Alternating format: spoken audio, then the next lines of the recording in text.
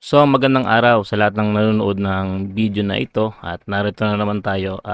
May isang sit-in vlog kung saan pag-aaralan natin to ang Administrative Order number 2021-039 na nanggaling sa LTO at ang subject ito ay Consolidated Guidelines in the Classification, Registration, and Operation of all types of electronic motor vehicle.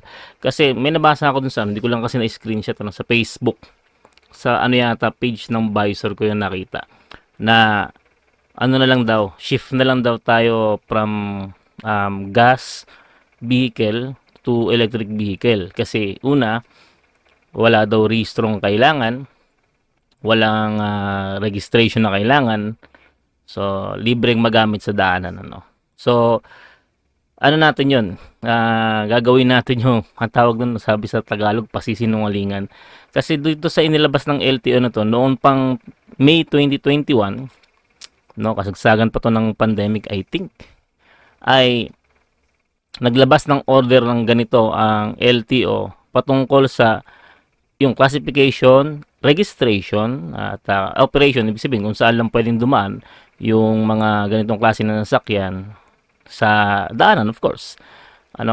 Babaliin natin yung thinking na yung mga gumagamit ng e-bike or e-trike ay ligtas sa rehistro at driver's license. Meron na pong pamantayan yan talaga. Ito nga yung pag-aaralan natin ngayon, yung galing sa LTO. So, ginamit ko na itong presentation din ng MMDA. So, ito yung pangalan niya, LTO Administration Order or AO number 2021-039.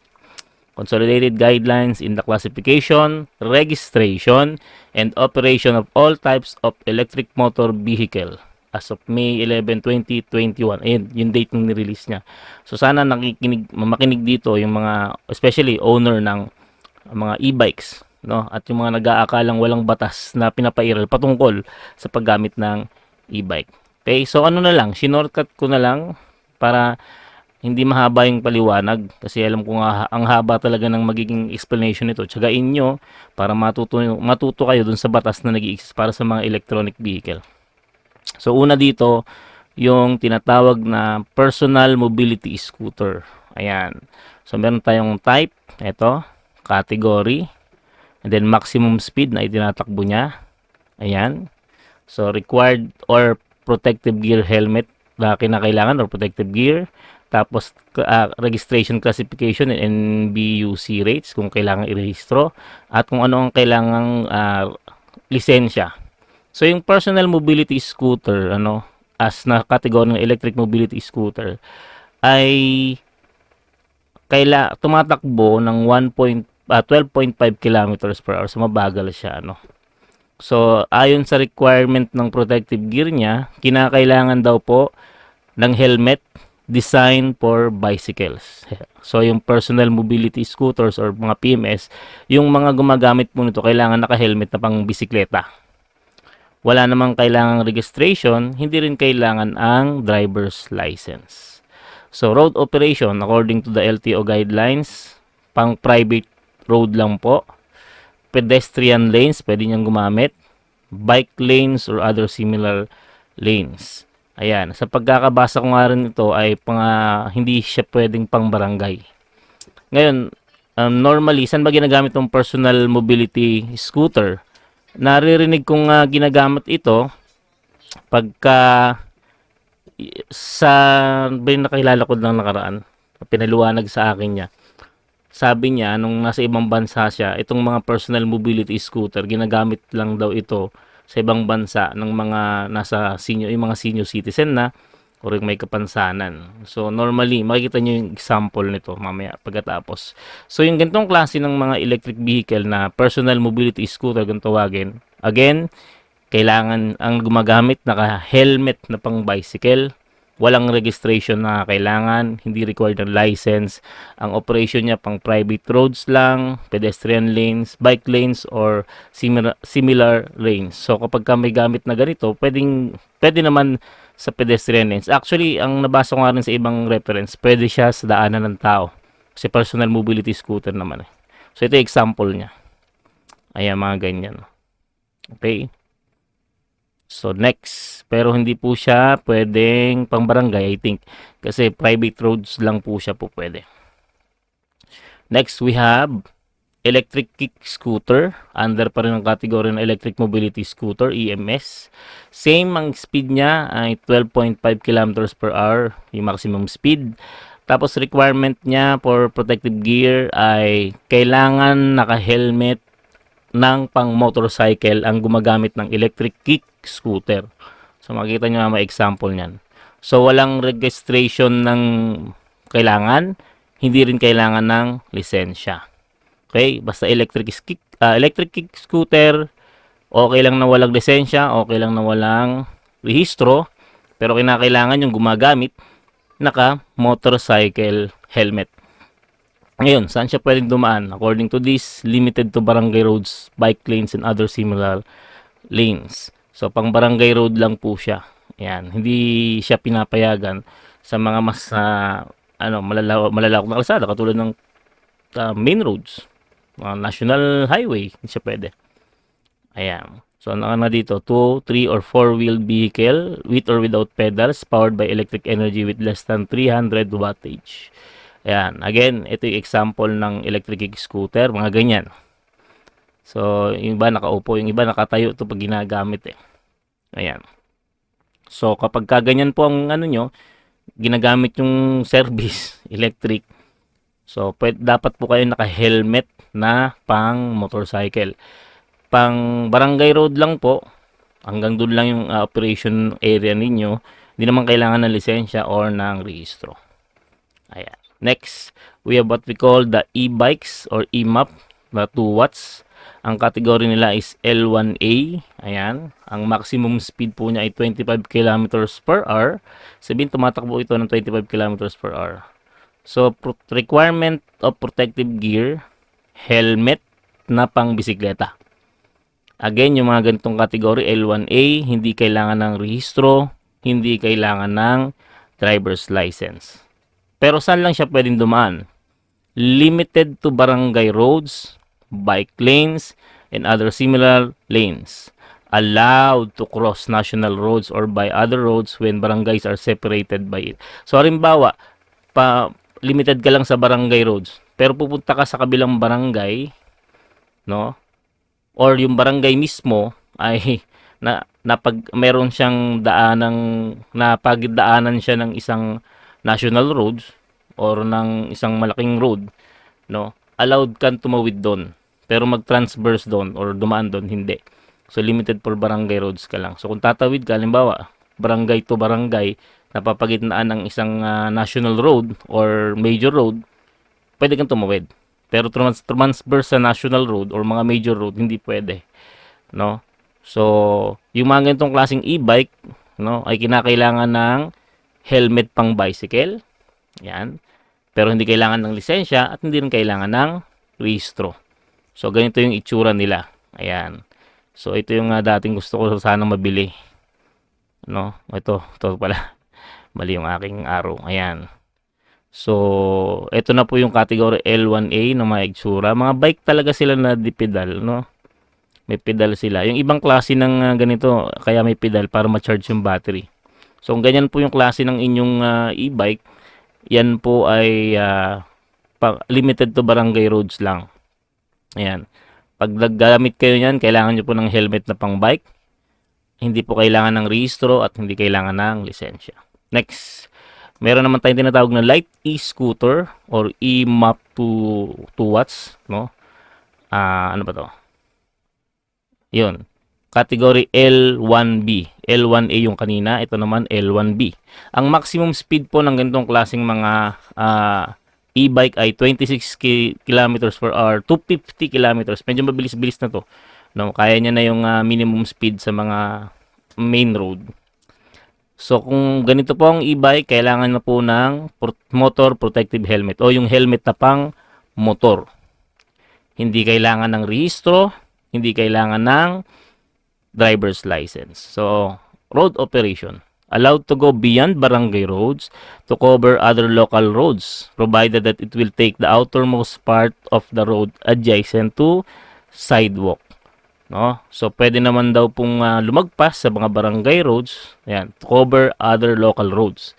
Yan. Pero kung nandun na kayo dadaan sa mga local roads, no, siguro ito yung mga tinatawag na yung mga kadugtong ng mga barangay roads, no. Kung doon po kayo magka-transverse, dapat ang daan nyo po ay outermost o pinakakanan. Pinakakanan rather, no? Na halos katabi na ng sidewalk. Doon po kayo dadaan. Normally sa atin, ano to? Bike lane. Yan.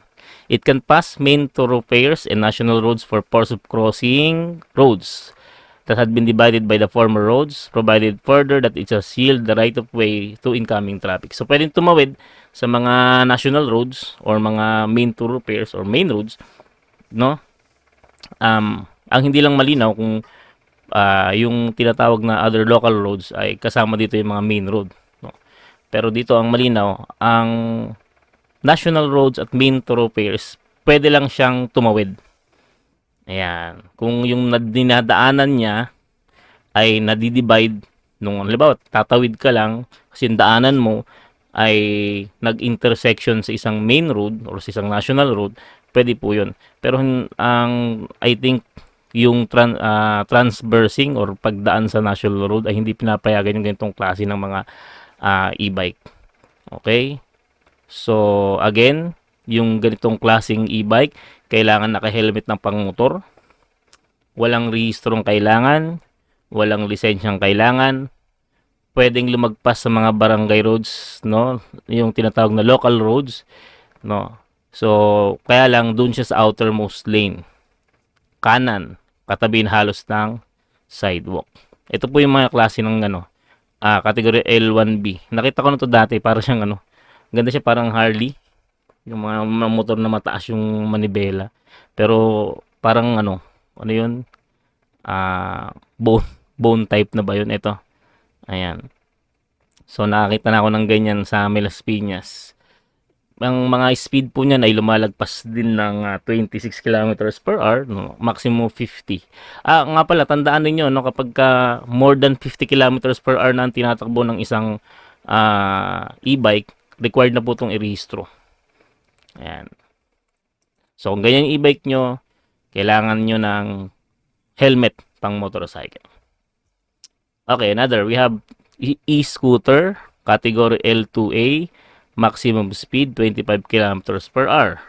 Again, ang mga ganitong klaseng e-scooter or e-bike or e-trike ay kailangan po ng helmet designed pa for bicycles. Wala pa ring rehistrong kailangan, wala pa ring lisensyang kailangan. So, saan makakadaan tong mga kategorya L2A na to?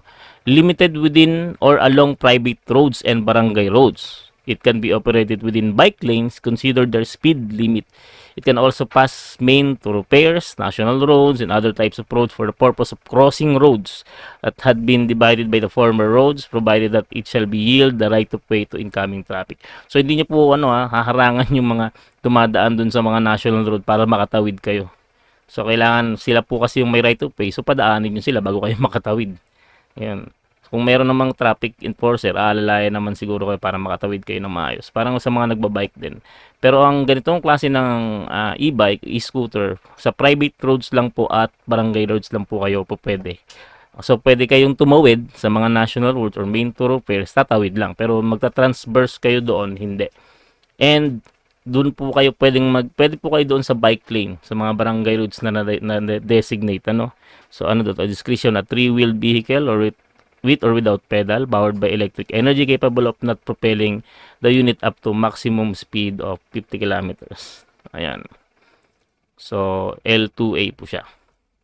Ito po yung mga example ng mga L2A. Ayan. Ang maximum speed niya is 25 kilometers per hour. So, medyo mabagal siya. Ayan. Kaya ina-allow naman siyang mag-transverse sa bike lane. Pero kung ganito po yung mga e-bike ninyo, dapat po kayo ay naka-helmet pang bisikleta. And pang private roads lang po at pang barangay. We have now L2B, e-scooter pa rin. Pero ang maximum speed niya na po ngayon ng L2B ay 26 kilometers per hour to 50 kilometers per hour. Pagka ganito na po yung e-bike ninyo, category L2B na, kailangan nyo na po ng motorcycle protective helmet o yung pang helmet na pang motor. Tapos, meron na po kayong rehistrong kinakailangan.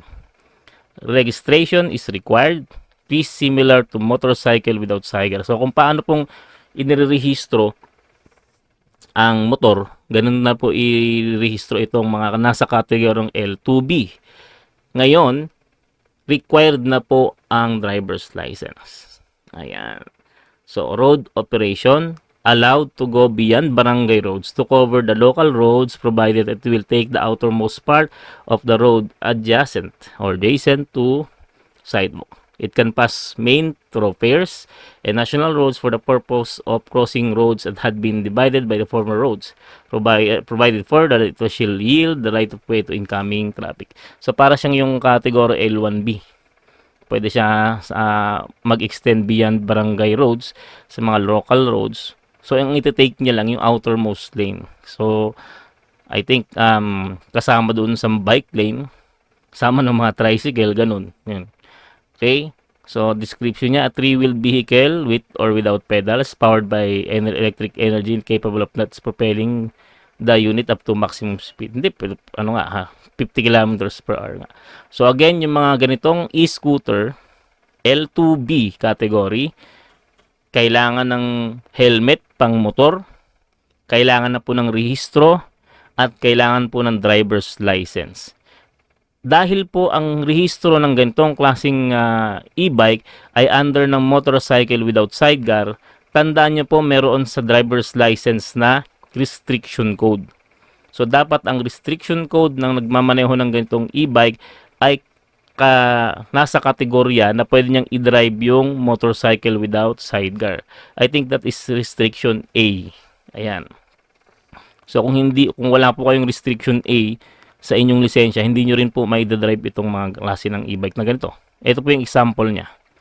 Ayan. Ng mga capable of propelling the unit to maximum.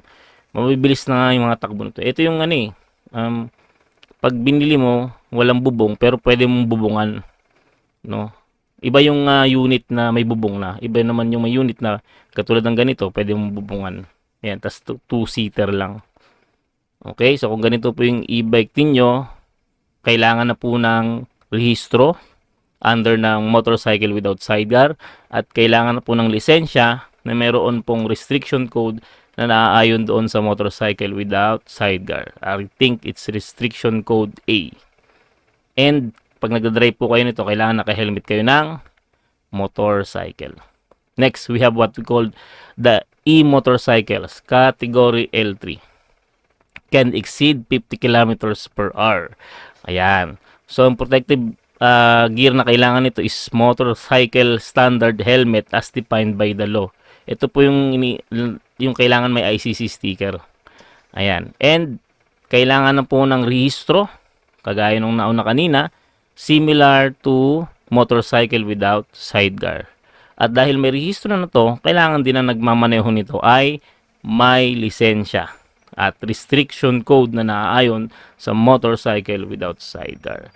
So, ang road operation ng mga ganitong klase ng e-bike, no, or e-motorcycle, allowed to operate in all types of roads except in limited access highway.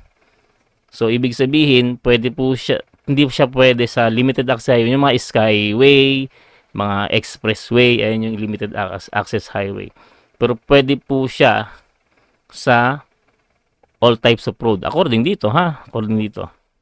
Unless those e-motorcycle units with higher speed ratings are determined by DOTR on separate issuance. Meron na kasing mga motorcycle ngayon na e-motorcycle na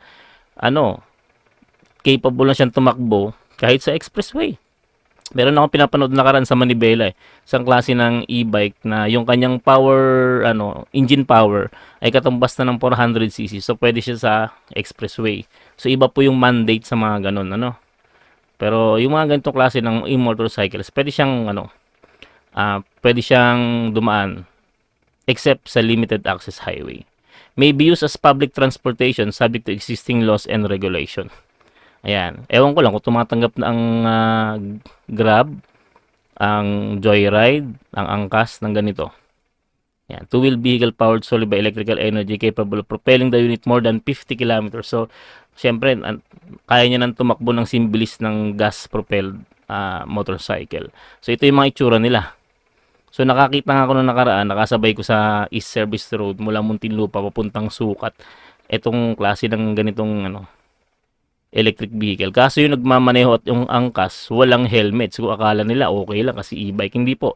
Pagka ganito na yung e-bike nyo, category L3 na, no, e-motorcycle na, kailangan na ng helmet yan na may ICC sticker, rehistro, at lisensya.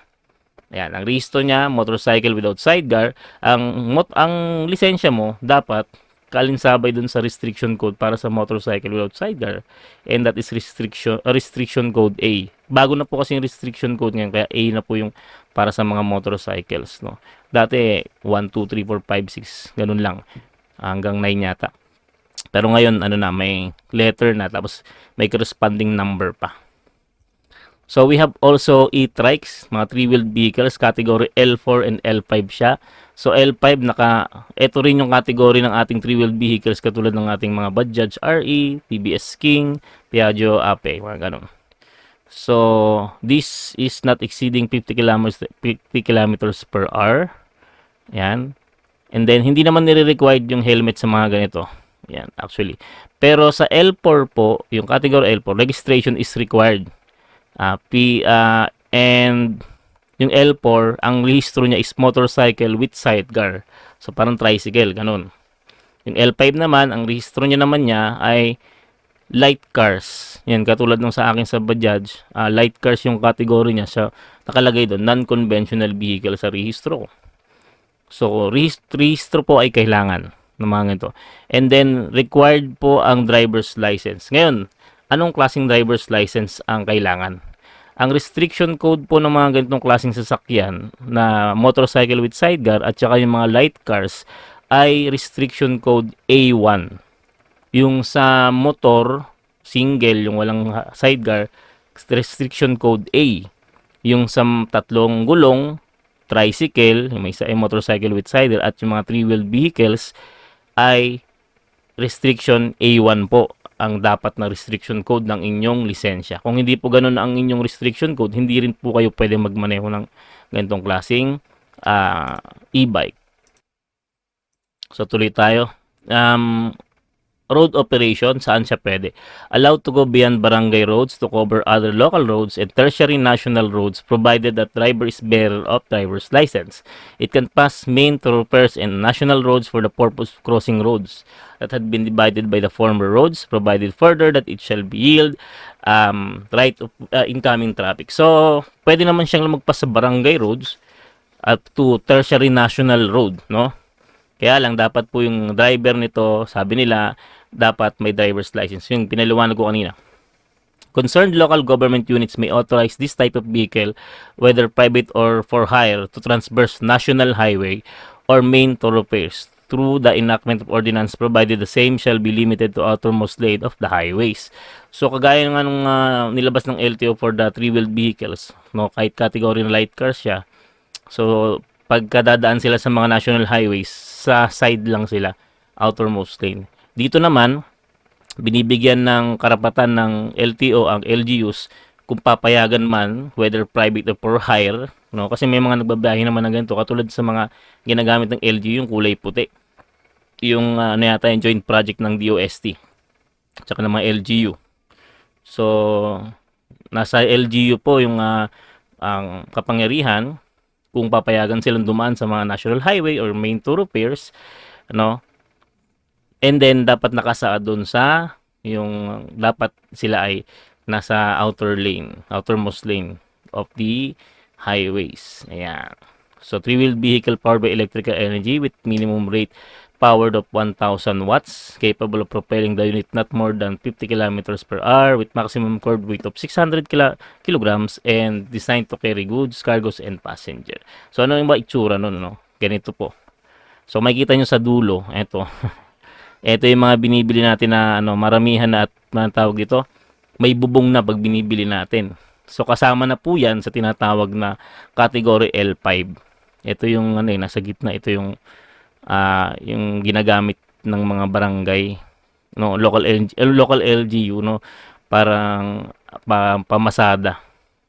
Ayan. Ito po mga ganitong klase, ayan, ng e-bike, no, or e-trike ay kinakailangan na ng rehistro at kaukulang lisensyang may tamang restriction code. Hindi na po pwedeng kung sino-sino lang ang magdadrive niyan. Ngayon, yung mga nagtatanong na, halimbawa, katulad ng mga ganito, ginagamit po ito ng ibang LGU or barangays para maging pamasada. Dito sa lugar namin may ganito eh. So, ang magiging concern na po doon kung ginagamit na pamasada, yun pong same na board na nagbibigay ng prangkisa sa mga tricycle. Yun ang alam ko, no? So, hindi na po kayo pwedeng basta mag-drive ng ganito, no? Dahil kinakailangan po ng rehistro at lisensya. Ayan. So, doon sa nagsasabing lumipat na ng e-bike dahil wala naman daw rehistro at lisensya, hindi po ganoon as per LTO. So, meron din tayong tinatawag na e-quad, category L6 and L7. At ito naman ay not exceeding 45 kilometers per hour. Dahil pag sinabing quad, apat ang gulong yan. So, helmet is not required, of course. Registration is required. Fees for both categories are similar to light cars. Ayan, so, kung light cars yan, katulad yan sa three-wheeled vehicles. Sabagay, may quadricycle nga sa category nung engine, gas engine. L6 and L7 din yun. So, required din po ang lisensya. Again, dapat ang restriction code ng lisensya ay naaayon doon sa pagdadrive ng light cars. Ayan. So, ito ay allowed to go beyond barangay roads to cover other local roads and tertiary national roads, provided that driver is bearer driver's license. It can pass to main thoroughfares and national road for the purpose of crossing roads that had been divided by the former roads, provided further that it shall yield the right way to incoming traffic. Ayan. So, ganun pa rin, yung LGUs, meron pa rin silang kapangyarihan i-authorize itong mga to kung ito man ay ginagamit ng private or for hire na dumaan sa mga highway. Subjected na dapat nandun sila sa outermost lane of the highways. Yung mga ganito pong klase ng e-quad, hindi po pwedeng dumaan to sa mga limited access highway, o yung mga expressway. Kahit yung kanina, of course. So, four-wheeled vehicles, microcar, limited weight, etc. etc. Ito po yung itsura nila. Kung makikita nyo, ito yung may gumagamit na to dito sa Pilipinas eh. At yung iba pang mga dumarating na yung Chinese brand na ganitong klase na e-quad kung tawagin. Ayan. So, kailangan po nito ng rehistro. Kailangan nyo nag-drive po nito ay may lisensya. Ayan. So, of course, merong category ng M1, electric vehicle. Ito yung mga Tesla, yung mga ganun na e-car, e-SUV. Yung mga ganitong klase ng mga sasakyan po, no, na mabibilis na, nakakarating na ng mga malalayo, kailangan na po nito ng rehistro, gaya ng sa kotse. Or kung sa SUV ba na siya, ganito ka. Ngayon, meron ng mga e-utility vehicle, e-jeepney, or electric vehicle na e-bus. Ayan. So, kung paano yung jeepney, yung bus, inire-registro yung mga digas, diesel rather, ganun din ang kanilang registration. Kaya ganun din yung e-truck. Ayan. So, ayun. Ngayon, baka kasi nalilito kayo, no? Paano nyo ba malalaman yung category ng e-bike na bibilhin ninyo, no? Or yung meron na kayo?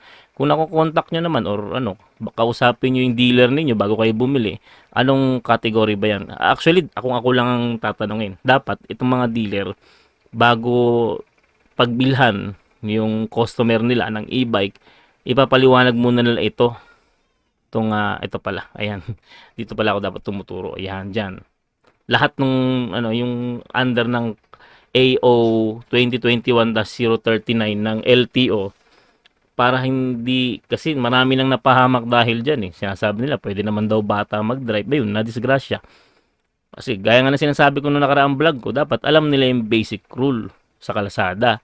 Naalala ko lang yung nag-comment doon, bakit daw wala yung payo ko about basic rule. Hindi naman yun ang point ng vlog ko eh. Ang point ng vlog ko, aralin.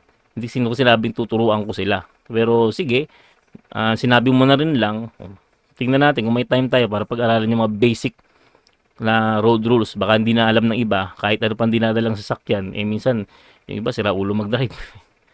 Okay? So, ito.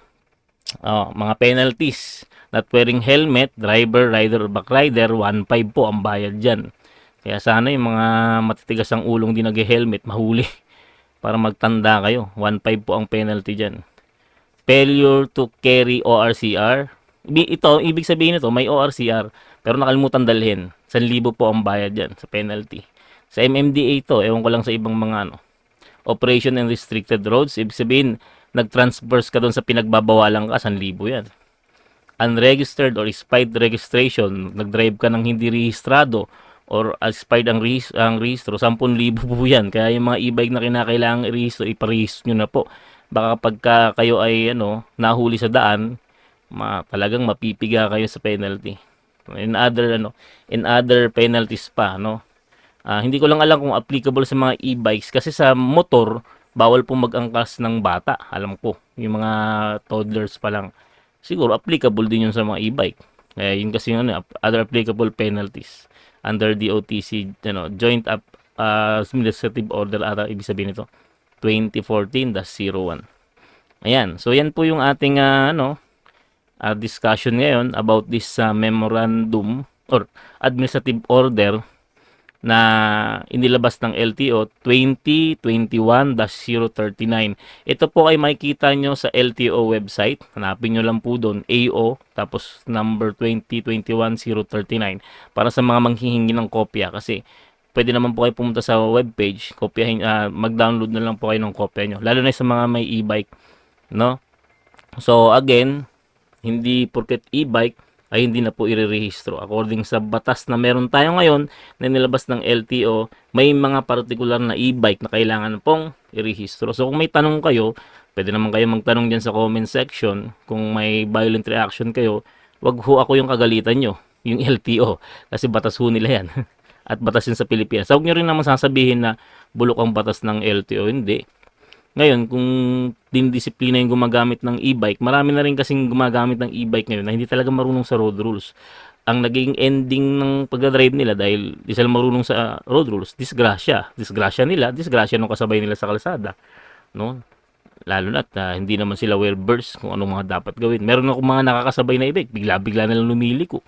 Hindi nagsisignal light. Ngayon, kapag kinat mo at binusunahan mo, na-experience ko, ako pa yung pinagalitan eh. Sabi ko, teka lang, manong, ikaw yung kumat ng linya ko bigla-bigla, ba't parang ako pa yung may kasalanan? Binusunahan kita dahil incoming ako, tapos bigla kang magkakat ng linya. Di, kung disgrasya tayo pareho nun.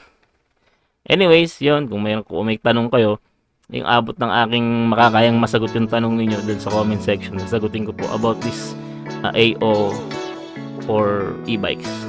Yun lang siguro, mahaba na. Kuya Dens, salamat. Note ulit kayo sa susunod na aking mga videos.